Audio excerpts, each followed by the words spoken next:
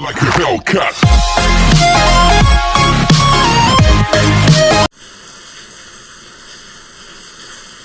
Hello students, today we will discuss with a new important topic, angle between two lines. Last section में हम लोगों ने जो discuss किया था वो different forms of straight line, जिस तरीके से आपने कोऑर्डिनेट ज्योमेट्री में स्ट्रेट लाइन के डिफरेंट फॉर्म्स की स्टडी करी थी, इन द सेम वे यहाँ भी आप different forms of equation of straight line की स्टडी कर रहे हैं, but in case of vector algebra. तो लास्ट सेशन में हम लोगों ने इस पर डिस्कस किया था। अब लाइंस के बीच में जो दो एंगल बनती है उस पर यहाँ डिस्कशन हो रहा है। ओके, यहाँ देखिए कुछ स्क्रीन पे पॉइंट्स लिखे हुए हैं। अगर ये पॉइंट्स आपके क्लियर हैं तो क्वेश्चंस को बहुत इजीली आप लगा सकते हैं। ठीक है, अब ध्यान दीजिए, एंगल बिटवीन टू लाइंस, दो लाइन के बीच की एंगल। अभी आपने लाइन का इक्वेशन डिफरेंट फॉर्म में पढ़ा।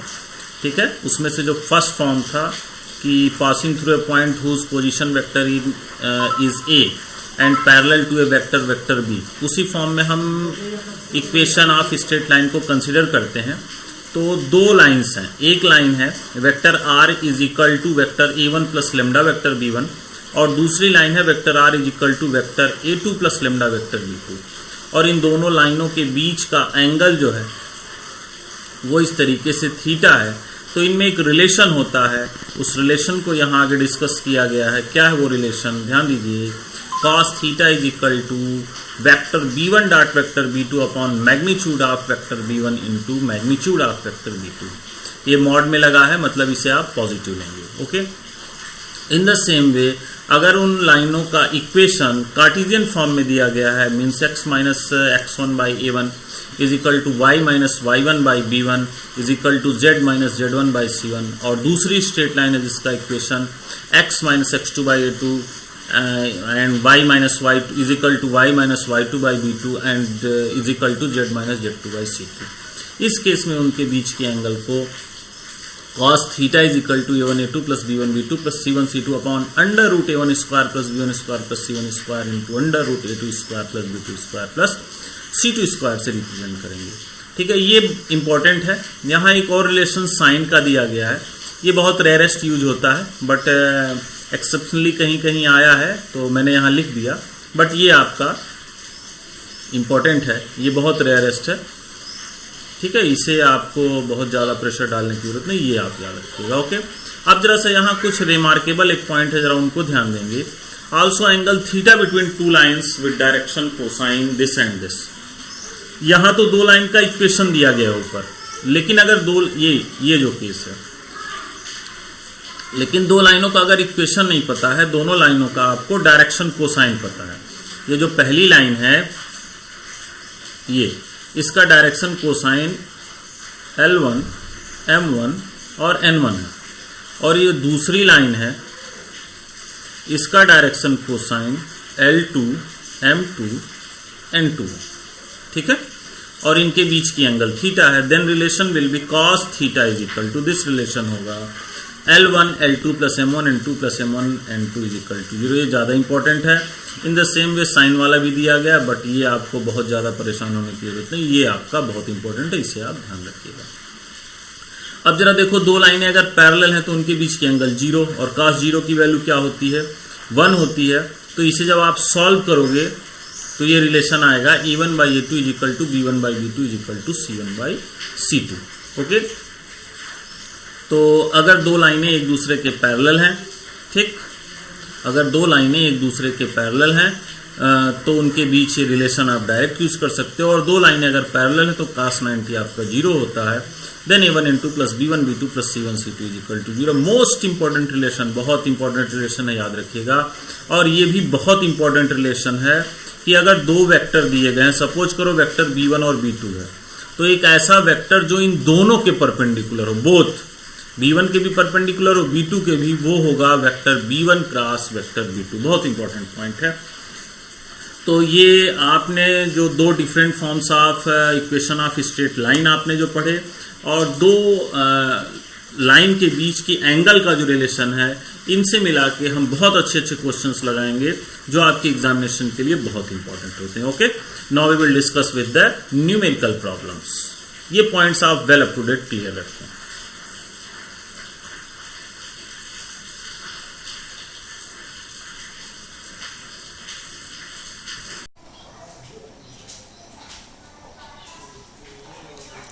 स्टूडेंट्स हम इसमें आगे के नेक्स्ट क्वेश्चन को लगाएं उससे पहले जरा एक पॉइंट है वो क्लियर रखना बहुत जरूरी है। एक बहुत बेसिक पॉइंट है जिसे आप माइन्यूटली अगर नहीं समझते हैं तो हर क्वेश्चंस में मोस्टली इसका एप्लीकेशन आएगा और जहां ये आएगा इसके नाते क्वेश्चन आपका रॉन्ग हो जाएगा। क्या है वो पॉइंट? अगर कोई भी स्ट्रेट लाइन का इक्वेशन कार्टेशियन फॉर्म में दिया है तो उसे वेक्टर फॉर्म में कैसे कन्वर्ट करते हैं, और वेक्टर में दिया है तो कार्टेशियन में कैसे कन्वर्ट करते हैं। एक बात जैसे फॉर एग्जांपल यहां देखो, ये इस क्वेश्चन का पार्ट नहीं है, मैंने समझाने के लिए इसको लिया हुआ है। ध्यान दीजिए एक इक्वेशन है कि स्ट्रेट लाइन का x+3 by 2 is equal to y minus 4 by minus 3 is equal to z+1/7।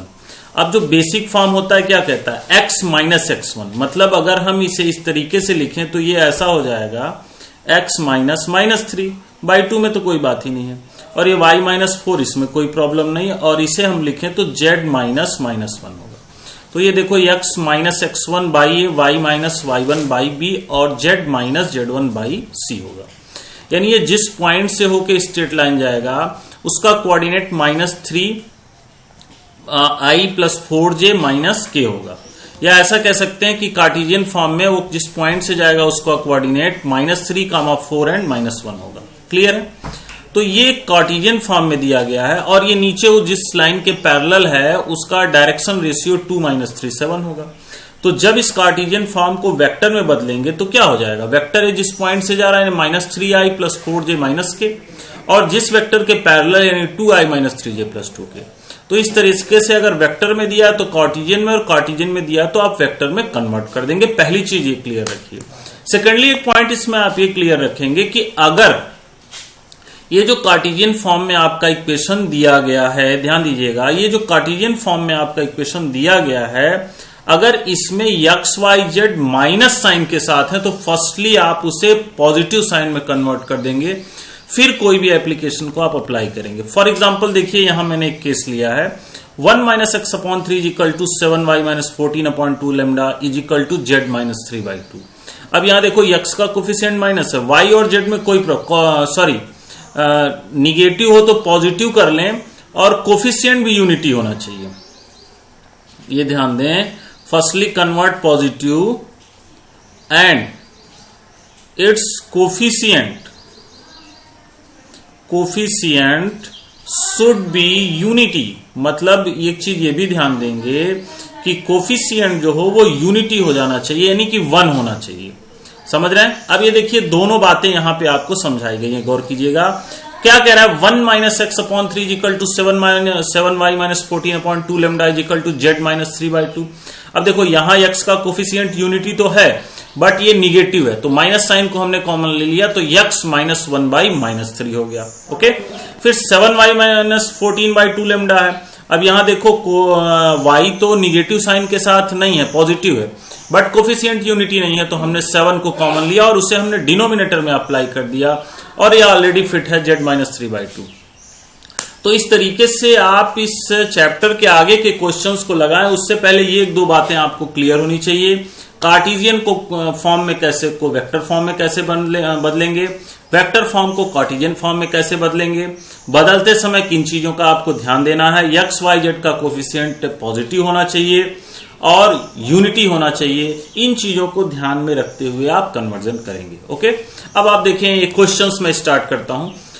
ये सारे क्वेश्चंस के लिए था इसलिए मैंने यहां आपको रिकॉल किया। क्वेश्चन कुछ इस तरीके से कहा जा रहा है, find the equation of line passing through -3, 2 + 4 and passing to the line parallel to this line. अब देखो अगर ये इस पॉइंट से होके जाता है तो इस स्ट्रेट लाइन का इक्वेशन क्या हो जाएगा, गौर कीजिएगा। The required equation of line, basic language है आप लिख देंगे, vector r is equal to vector a, यानी किस पॉइंट से जाता है -3i plus 2j plus 4k, okay, plus lambda. अब ये इस वेक्टर के पैरेलल है वो इस लाइन के भी पैरेलल होगा, यानी lambda into 2i minus 5j 2i minus 5j plus 6k। बस सिंपली यही आपका आंसर हो जाएगा। कुछ बेसिक चीजें आपको क्लियर होनी चाहिए। ओके, और इस वेक्टर फॉर्म को हम कार्टेशियन में भी बदल सकते हैं। इन दिस वे हम 1 by 1 क्वेश्चंस को प्रोसीड करेंगे। Okay, now let's start with a new questions.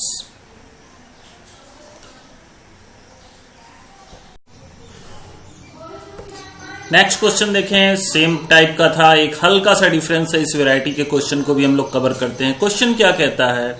Question is this, find the equation of A line passing through 4, -5, 6। एक लाइन है जो इस पॉइंट से होके जाता है, यानी हमको क्लियरली क्या मिल गया? वेक्टर ए मिल गया है। According to question vector a is equal to 4i - 5j + 6k। Okay, and parallel to this line, और इस लाइन के पैरेलल है, मतलब ये आपका हो जाएगा उस लाइन का जिसके पैरेलल है, डायरेक्शन रेशियो ये हो जाएगा। या वेक्टर फॉर्म में अगर आप कहें तो vector b is equal to हो जाएगा -3i + 2j। ये कोफिशिएंट ध्यान दीजिएगा, एक्स वाई जेड का यूनिटी और पॉजिटिव है तो कोई प्रॉब्लम नहीं। अगर ऐसा नहीं होता तो पहले हम कन्वर्ट करके तब फिर इस काम को करते। ओके, तो -3i + 2j - 5k। Then the required equation of the line is equal to vector r, vector a की जगह आप लिख दोगे 4i - 5j + 6k + lambda into -3i + 2j - 5k। Okay, ये वेक्टर फॉर्म में हो गया। अगर कार्टेशियन में आप बदलना चाहते हैं तो ये आपको कॉन्सेप्ट मैंने प्रीवियसली बताया। तो इस तरीके से आप देखें क्वेश्चंस, अगर आप बेसिक कॉन्सेप्ट को समझ रहे हैं तो बहुत ही इजीली आपके क्वेश्चंस 1 by 1 सॉल्व हो जाएंगे। Now we will proceed with the next question. Next question देखें, बहुत अच्छा क्वेश्चन है। दो लाइंस यहां पे दी गई हैं, दोनों लाइन का इक्वेशन कार्टेशियन फॉर्म में दिया गया है। दो लाइन का इक्वेशन दिया गया है कार्टेशियन फॉर्म में। ओके, और कहा जा रहा है ये दोनों लाइनें परपेंडिकुलर हैं, तो लेम्डा की वैल्यू बताइए। और यहां लेम्डा एक अननोन इस क्वेश्चन में, स्ट्रेट लाइन के इक्वेशन में गिवन है। अब जरा आप ध्यान दें कि अभी आपको थोड़ी देर पहले जब प्रॉपर्टीज बताई जा रही थी तो बोला गया था कि अगर दो line x - x1 by a1 is equal to x - x2 by b1 is equal to x - x1 by a1 is equal to y - y1 by b1 is equal to z - z1 by c1, और दूसरी line है x - x2 by a2, y - y2 by b2 and z - z2 by b2 है, और ये दोनों लाइनें perpendicular हैं। तो आपको बताया गया है a1 a2 + b1 b2 + c1 c2 is equal to 0। But यहां मिस्टेक कहां होती है, जो थोड़ी देर पहले मैंने आपको ध्यान दिलाया, coefficient of x y z should be positive and unity. अब यहां आप ये कॉन्सेप्ट अप्लाई करो, इससे पहले ये आपका क्या हो जाएगा, माइनस आप कॉमन ले लोगे तो ये हो जाएगा x - 1 और माइनस नीचे चला जाएगा 3। ओके, और ये देखो y में से 7 आप कॉमन लोगे तो ये हो जाएगा y - 2, और 7 जब आपका डिनोमिनेटर में आएगा तो 2 लैम्डा बाई 7 हो जाएगा, इज इक्वल टू z - 3/2। ये अपने करेक्ट फॉर्म में है। दूसरे स्ट्रेट लाइन का इक्वेशन है, देखो 7 - 7x, यानी यहां -7 आप कॉमन लोगे तो -7 कॉमन लोगे तो ये हो जाएगा x - 1, और -7 को आप नीचे लाओगे तो ये हो जाएगा 3 लैम्डा - 3 लैम्डा बाई 7। ओके, ये कुछ इस तरीके से बनेगा। ये बहुत इंपॉर्टेंट रोल प्ले करता है। y - 1 अपने करेक्ट फॉर्म में है, एंड z - 2 8 - z है तो यहां भी माइनस कॉमन लेंगे तो z - 8 बाई -5। ओके, अब ये अपने करेक्ट फॉर्म में होगा, x - x1 y - y1 z - z1 x - x2 y - y2 z - z2। अब अगर ये दो लाइनें परपेंडिकुलर हैं तो a1 a2 + b1 b2 + c1 c2 is equal to 0 हो जाएगा। यानी if the given two lines are perpendicular, language आप लिख लीजिएगा, then -3 into -3 by lambda upon 7 plus 2 lambda by 7 into 1 plus 2 upon 2 into -5 is equal to 0। इसी को solve करेंगे, आपके लेम्डा की वैल्यू इवेल्युएट होके आएगी, कैलकुलेशन मैं छोड़ दे रहा हूं, लेम्डा की वैल्यू आएगी 70/11। ओके, तो ये बहुत अच्छा क्वेश्चन था। इसमें एक बहुत इंपॉर्टेंट पॉइंट यूज हुआ, जो बच्चे एग्जैक्ट क्लियर नहीं रखते हैं और क्वेश्चंस को गोलमाल में लगा देते हैं, और फिर ये क्वेश्चन रॉन्ग हो जाता है। -3 × -3 by lambda plus 2 lambda into 1 2 × -5 correct है। ओके, तो ये बहुत अच्छा क्वेश्चन है, इसे आप क्लियर रखिएगा। और अब हम नेक्स्ट क्वेश्चन पे आते हैं।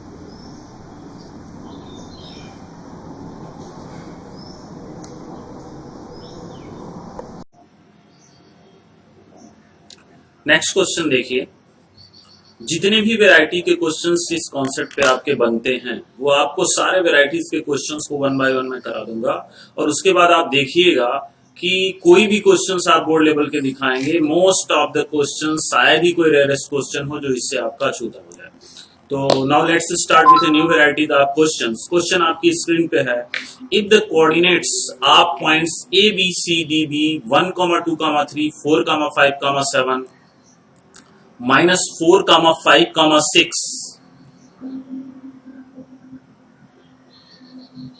-4, 5, 6 ये पॉइंट सी का कोऑर्डिनेट है,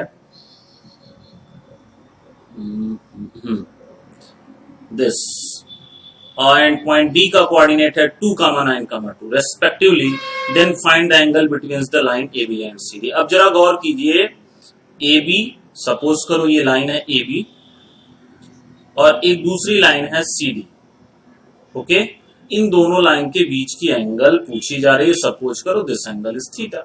और अभी आपने थोड़ी देर पहले जो दो लाइन के बीच का फॉर्मूला पढ़ा था, cos theta is equal to a1 a2 plus b1 b2, ये जो आपने फॉर्मूला पढ़ा था, cos theta is equal to a1 a2 plus b1 b2 plus c1 c2 upon under root a1 square plus a1 square plus b1 square plus c1 square into under root a2 square plus b2 square plus c2 square. Okay, ये formula पढ़ा था। अब ये a1 b1 c1 और a2 b2 c2 क्या था? a1 b1 c1 a2 b2 c2 इसमें क्या था? उन दोनों लाइन के डायरेक्शन रेशियोज को रिप्रेजेंट करता था। अब देखो लाइन ए बी का डायरेक्शन रेशियो क्या होगा, जरा देखें। Here direction ratios of A B, इसको मैं सीधे a1 b1 c1 के फॉर्म में लिखूं तो a1 हो जाएगा, a देखो है 1 2 3 और b है दिस, तो 4 - 1, 4 - 1 मीन्स 3। b1 क्या हो जाएगा 5 - 2 यानी कि 3। ओके, c1 क्या हो जाएगा 7 - 3 4। ठीक है, और direction ratios of CD, second line जो है डायरेक्शन रेशियोज ऑफ CD, तो CD देखो ये है तो हो जाएगा 2 - -4 मीन्स प्लस हो जाएगा, ये 6 हो जाएगा। ठीक है, और फिर आपका है 9 - 3, B2 भी आपका 6 हो जाएगा। Okay, and C2 is equal to 2 - -6 यानी कि ये +8 हो जाएगा। अब इन सारी वैल्यूज को इस फार्मूले में आप पुट कर दोगे और इजिली आप सॉल्व कर लेंगे। ठीक है, now you will get your answer. तो एक वैरायटी का क्वेश्चन था कि दो लाइंस के एंड पॉइंट का कोऑर्डिनेट दिया गया और उन दोनों लाइन के बीच की एंगल पूछी जा रही है, तो आप वेक्टर अलजेब्रा के मेथड से इसे कैसे निकालेंगे। तो चूंकि अगर किसी भी लाइन के एंड पॉइंट का कोऑर्डिनेट आपको पता है तो हम उसका डायरेक्शन रेशियो निकाल सकते हैं, ये आपने प्रीवियस सेक्शन में पढ़ा है। By this way we can evaluate the direction ratios of line AB and also direction ratios of line CD. And after that we will apply the formula cos theta is equal to a1 a2 plus b1 b2 plus c1 c2 upon under root a1 square plus b1 square plus c1 square into under root a2 square plus b2 square plus c2 square. Okay, simply इस फॉर्मूले में direction ratios को put करेंगे, you will get your answer. तो ये बहुत अच्छी variety का क्वेश्चन था और ये क्वेश्चन आप क्लियर करेंगे। Okay, now we will proceed the next question.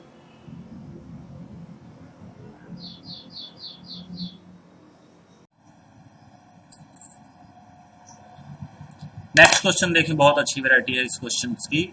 Find the equation of line passing through the points 2, 1, 3। एक पॉइंट से होके जाने वाले स्ट्रेट लाइन का इक्वेशन बताना है। यानी क्वेश्चन से एक चीज आप देखो बिल्कुल क्लियर हो गई है क्या,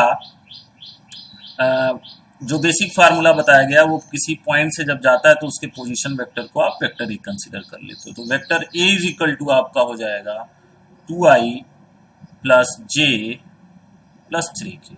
ओके, आगे क्या कह रहा है, and perpendicular to the lines vector are is equal to this and vector are is equal to this. इन दोनों लाइनों के परपेंडिकुलर है, यानी यहां पे देखो कि इसके पैरेलल होगा ये जो आपका है। ध्यान दीजिए, यहाँ स्पेसिफाई किया मैंने वेक्टर b1 से और इसको मैंने स्पेसिफाई किया वेक्टर b2 से। ओके, अब इसके परपेंडिकुलर पूछना है, यानी वेक्टर b1 और वेक्टर b2 के जो परपेंडिकुलर वेक्टर होगा वो क्या होगा। ठीक है, तो required vector late vector b जो आपने फार्मूले में लिखा है वो क्या हो जाएगा, इन दोनों का क्रॉस प्रोडक्ट हो जाएगा, vector b1 cross vector b2। मैंने लिखाया है कि the vector perpendicular to the both vector b1 and vector b2 is vector b1 cross b2। तो यहाँ वेक्टर b क्या होगा, b1 क्रॉस b2। ओके, अब b1 यहाँ पे क्या है आप देख रहे हो, ये आप लिख लोगे, क्रॉस प्रोडक्ट आपको खूब बताया गया है पीछे के सेक्शंस में। आई जे के आई क्या हो जाएगा, 2 - 2 1, 2 - 2 एंड के हो जाएगा 1, और b2 का है 1 2 2 1 2 2। ओके, अब इसे आप सॉल्व कर लोगे, यहां से आपको मिल जाएगा वेक्टर b। ठीक है, तो वेक्टर इस पॉइंट से के थ्रू जा रहा है और इन दोनों वेक्टर b1 और b2 के परपेंडिकुलर है, मतलब कहां से जाएगा, इस वेक्टर b से जाएगा। ओके, यानी कि जो आपका रिक्वायर्ड वेक्टर है vector r is equal to vector a plus lambda vector b से इसे आप इवेल्युएट कर लेंगे। Okay, and that will give your required answer. तो ये भी बहुत अच्छी वैरायटी का क्वेश्चन है, आपके एग्जामिनेशंस में पूछा जाता है, और आप लोग अगर माइन्यूटली नहीं पढ़ते हैं तो आप लोगों से मिसिंग्स भी होती है। ठीक है, तो ये बहुत अच्छा क्वेश्चन है, इसे आप बिल्कुल अच्छे से कवर रखिएगा। Now we will discuss about the next questions.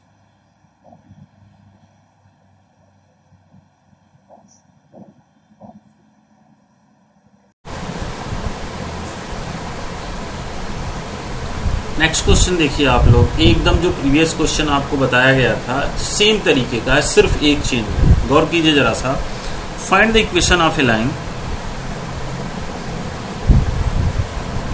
Find the equation of A line passing through the point 2, 1, 3। यानी कि यहां भी आप क्वेश्चन के अकॉर्डिंग देखें तो जिस पॉइंट से जा रहा है उसका position vector a is equal to हो जाएगा 2i plus j plus 3k। अब यहां क्या कहा जा रहा है, and perpendicular to the lines this and this, और इन दोनों लाइनों के परपेंडिकुलर है। अब लास्ट क्लास में एक स्टूडेंट ने अभय ने मेरे से क्वेश्चन किया था, सर हम उसको कार्टेशियन में नहीं लगा सकते हैं क्या। भाई एक चीज ध्यान दो, जब आपके पास कार्टेशियन फॉर्म और वेक्टर फॉर्म दोनों फॉर्म है तो जो भी मैं आपको स्क्रीन पे बताऊंगा वो जो कन्वीनियंट तरीका होगा वो बताया जाएगा। बाकी लगाने को कोई भी क्वेश्चन आप दोनों में से किसी तरीके से लगा सकते हैं, बट जो कन्वीनियंट वे होगा वो बताया जाएगा, और उससे आप लोग फॉलो करें तो क्वेश्चन आपका बहुत आसानी से सॉल्व होगा। अब देखो ये दोनों लाइनों के परपेंडिकुलर है, अब यहां आप इसे वेक्टर फॉर्म से लगाओ तो क्वेश्चन आपका आसानी से आ जाएगा। यानी ये जो होगा vector b1 is equal to होगा i plus 2j plus 3k, i plus 2j plus 3k। Okay, and vector b2 होगा -3i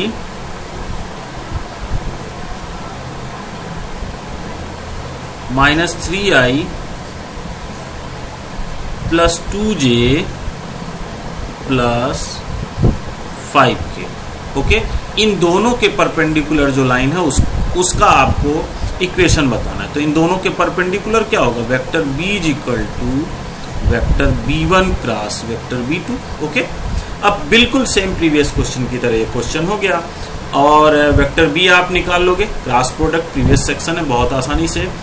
तो आपका जो रिक्वायर्ड स्ट्रेट लाइन का इक्वेशन आएगा वो vector r is equal to vector a plus lambda vector b से आएगा। ठीक है, कैलकुलेशन आप इजिली कर सकते हैं। इसका आंसर मैं आपको बता दूं क्या आएगा, जिससे आप मैच कर लीजिएगा। Vector r is equal to 2i plus j plus 3k plus lambda into 4i minus 14j plus 8। Okay, that is your answer. तो बिल्कुल सेम क्वेश्चन था प्रीवियस क्वेश्चन की तरह, बस उसमें जिस लाइन का इक्वेशन पूछा जा रहा था वो जिन दो लाइनों के परपेंडिकुलर थी, उन दोनों लाइनों का इक्वेशन यहाँ पे कार्टेशियन फॉर्म में दिया गया है, जबकि प्रीवियस क्वेश्चन में वेक्टर फॉर्म में दिया गया था। तो कार्टेशियन को आपने वेक्टर में कन्वर्ट करके क्वेश्चन आपने सॉल्व कर लिया। Okay, now we will proceed next.